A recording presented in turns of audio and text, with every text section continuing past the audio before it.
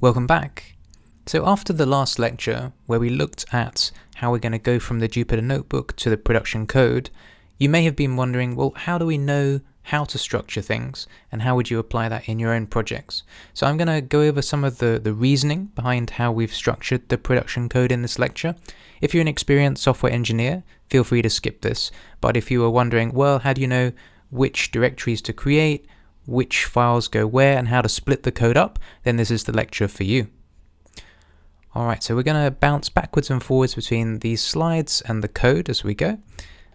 So basically there are three ways that we, broadly speaking, use to determine how to create the structure for the production code. Those three are conventions, packaging mandatory files, and software engineering best practices. And we'll go into each of these and provide some examples.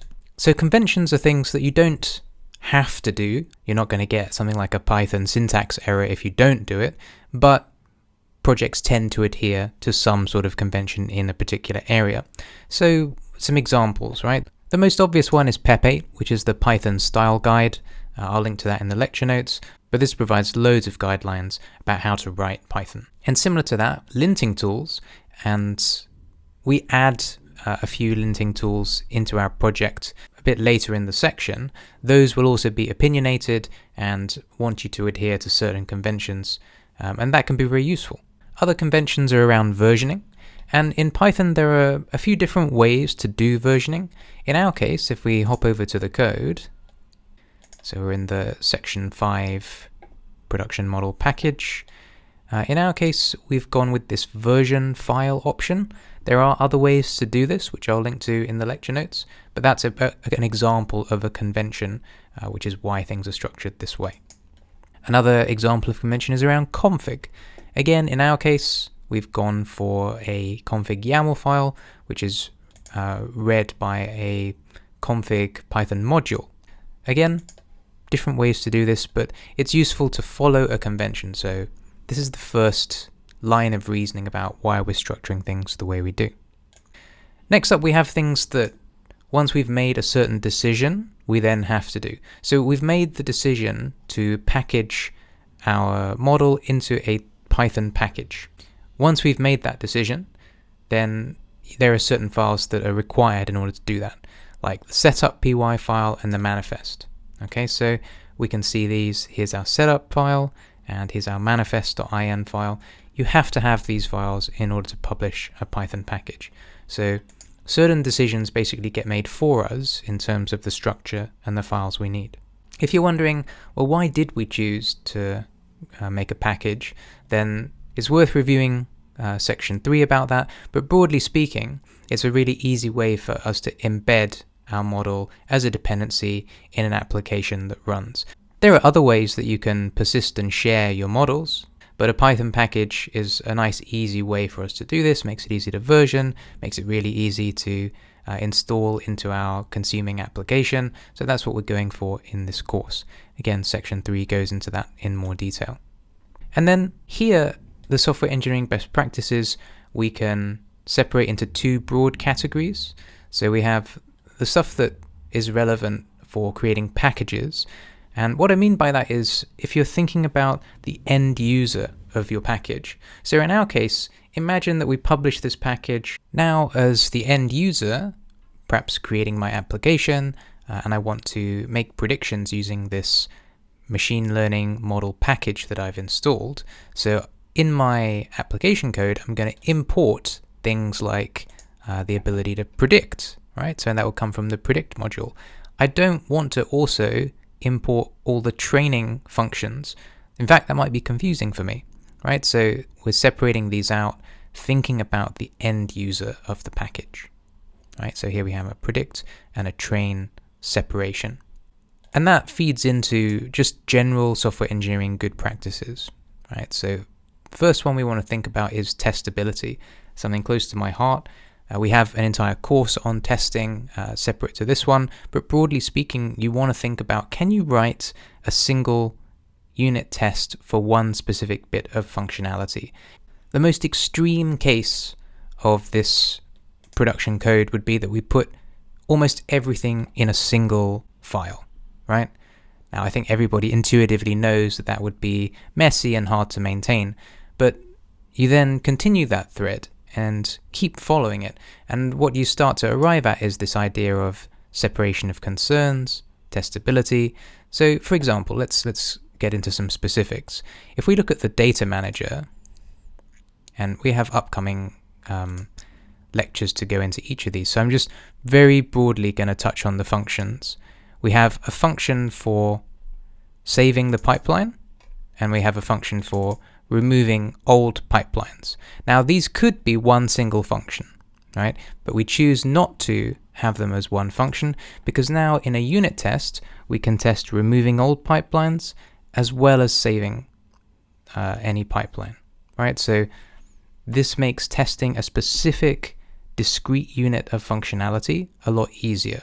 And I know I just went through that code super fast. It's because we have dedicated lectures going over it coming up, right? This is more about the principle of testability rather than understanding the specifics of those functions we just looked at.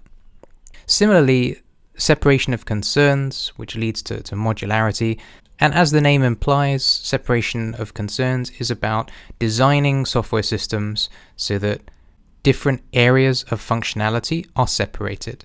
And so, for example, this is why we have different modules for, if we go back out here, we have the data manager module, which deals with loading the training data. And then we have the validation module, which deals with testing that our inputs to the model are correct. Now, you could easily have these in the same module, but we choose to separate them because they're doing different things. And again, that links to testability. At this point, I'm probably starting to labor the point, but in software engineering, we have the solid principles, and it would be a very long lecture if I went into the details of those. I'll link to that in the lecture notes. But the first of the solid principles is the single responsibility principle, which again means that a class or module should have one job. And again, that's what we try and do here in terms of predict only dealing with predict, train only dealing with train. Yeah, this is just software engineering good practice. And that links to maintainability, right? These are the things that we're thinking about in terms of best practices when we're deciding, okay, which modules go where, which directories are required. So imagine you want to modify this package, right? You're going to create a pull request. And if you're the person reviewing this pull request and everything is all in one file, it's really difficult for you to track what's changed and understand exactly what you need to be reviewing. On the other hand, if the change is made in just a single small module, which only has code related to one area in it, it's way easier for you to immediately get the context, follow the flow of the program, and review that pull request, right? So this is the long-term health of your code and making it nice and easy for maintainers. So this is kind of why we've structured things this way in our production code. And you can apply similar thought processes when you're deciding how to structure your own projects, right? And, a little bit of a hint here, at the end of this section, we're going to ask you to take the Titanic data set and model that Soleil showed you in the previous section and create your own production code for that as the sort of end of section hands-on exercise, right? So this will become very relevant to you shortly. And when you're thinking about, okay, how to approach a challenge like that, we have these sorts of summary principles, right? So first of all, picking a convention. Yeah, if in this case you can choose the conventions that we're using, that will make it as easy as possible. But if it's a totally different project, you can also use what your friends or colleagues use, because then you can ask them questions, and that's always valuable, right? Now, established conventions usually adhere to good practices, but not always, and learning when an established convention actually isn't the right choice for you takes a lot of time and practice, but that's something to work towards. Then I'd say follow a standard where possible, so obviously PEP 8, pick a linting tool and then stick with it, and in this case, where we're publishing models, then publishing them as a package gives you a nice structure to work with. So that's what I'd recommend starting with. As you get to more complex applications, that may not be possible. At that point, it might be time to find a new standard. And then just thinking about optimizing for readability. This is This is another best practice which we didn't look at before, but I think it's one that kind of unites all the other principles we touched on. The principle of least astonishment is one that I find very useful. You go into the code base, you look at the directories, and the principle of least astonishment applies a lot to naming, right? Do modules do what you expect them to do when you read the names, and the same for classes and functions. A good way to think about this is to imagine that the person who's going to maintain your code after you is a psychopath who knows where you live. Okay, so hopefully that's cleared up a little bit. Any questions or concerns about why things are structured the way we are? Why are we going to this extra effort, seeming additional complexity? It's all for the best. And at this point, we're ready to start going into the details of the code. So I'll see you in the next lecture.